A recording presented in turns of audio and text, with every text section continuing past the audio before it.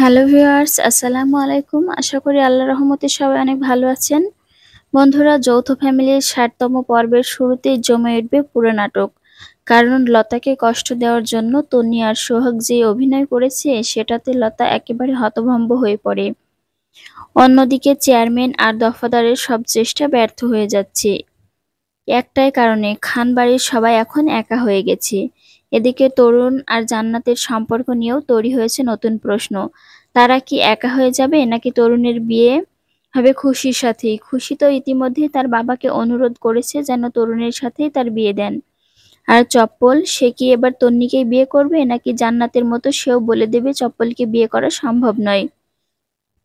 সব প্রশ্নের উত্তর জানতে হলে দেখতে হবে যৌথ ফ্যামিলির ৬০তম পর্ব, যা প্রকাশ পাবে ২৮শে অক্টোবর মঙ্গলবার দুপুর ৩টায় শুধুমাত্র ঈগল ড্রামা সিরিয়ালের অফিসিয়াল ইউটিউব চ্যানেলে।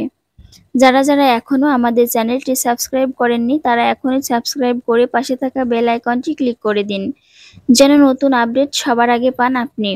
আজকের মতো এই পর্যন্তই, আবার দেখা হবে নতুন কোনো রিভিউ বা নাটক নিয়ে।